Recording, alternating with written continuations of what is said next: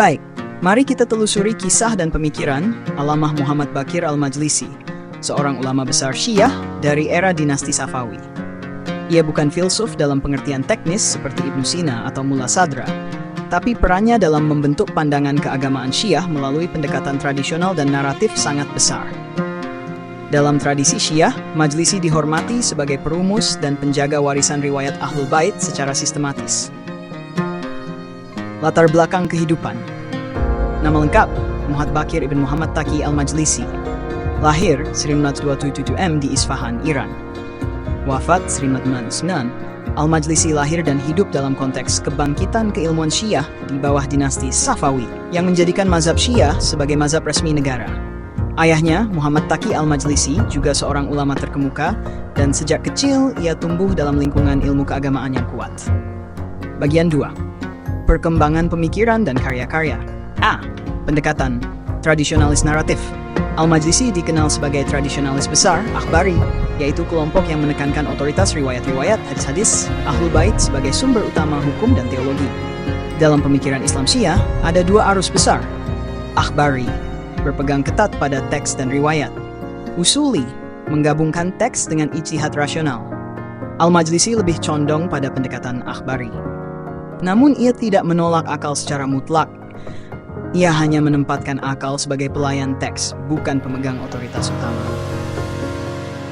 Di karya besarnya, Bihar al-Anwar.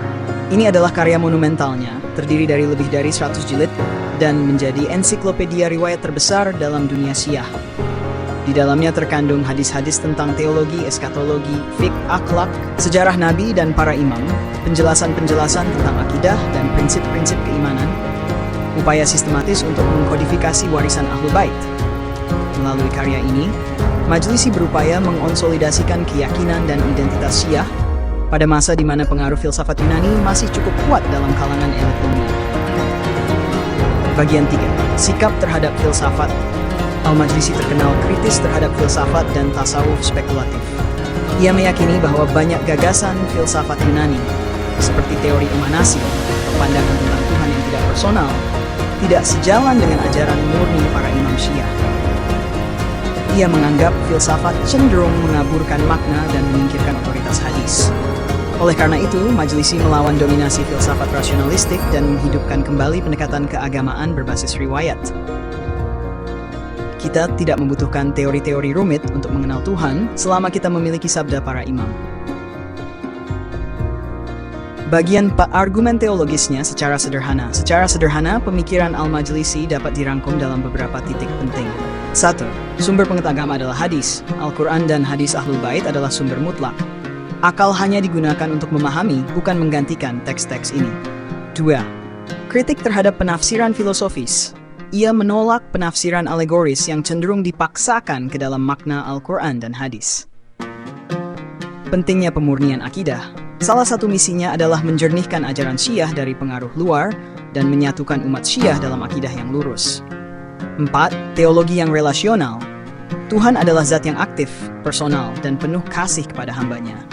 Al-Majlisi menolak pandangan Tuhan yang tak terjangkau, seperti dalam filsafat murni. Bagian 5. Inspirasi dan lingkungan intelektual. Beberapa tokoh dan kondisi yang membentuk Al-Majlisi. Tokoh keadaan, pengaruh terhadap Majlisi. Ayahnya menanamkan dasar keilmuan tradisional dan kedekatan dengan hadis. Membangun paradigma bahwa riwayat adalah pusat dari semua ilmu. Ulama Sufi, filsuf saat itu lawan intelektual yang mendorongnya memperkuat argumen riwayat, memberi perlindungan dan dukungan kepada kebangkitan ilmu Syiah. Majlisi juga hidup di masa meningkatnya pengaruh Sufi dan filsafat hikmah, mazhab Isfahan, terutama dari Mulla Sadra. Namun ia mengambil posisi yang sangat hati-hati terhadap itu dan cenderung menegaskan ortodoksi keimanan. Bagian 6. Warisan dan dampak pemikirannya. Pemikiran dan karya Majlisi sangat berpengaruh, menjadikan hadis sebagai pusat pengajaran Syiah, terutama di madrasah dan lingkungan pesantren Syiah. Mengubah orientasi keilmuan dari rasionalistik ke naratif spiritual, terutama di kalangan akar rumput. Membentuk kerangka teologi populer yang digunakan hingga saat ini dalam pengajaran keimanan di masyarakat Syiah Iran, Irak dan Asia Selatan. Tanpa Majlisi, barangkali narasi sejarah dan keimanan Syiah tidak akan sekuat dan terstruktur hari ini. Bagian 7. Penutup Muhammad Baqir Al-Majlisi bukanlah filsuf dalam arti pembuat teori abstrak, melainkan penjaga warisan otentik, penyaring pengaruh asing, dan penyusun struktur ajaran Syiah yang mudah dipahami masyarakat. Dalam pendekatan filosofisnya, jika kita boleh menyebutnya begitu, ia membawa pesan. Pemahaman tertinggi bukan hanya hasil renungan akal, tetapi ketundukan kepada sabda suci. Jika kamu ingin, saya bisa bantu membuat infografik ringkas atau peta konsep alur pemikirannya secara visual. Apakah kamu ingin dilanjutkan ke sana?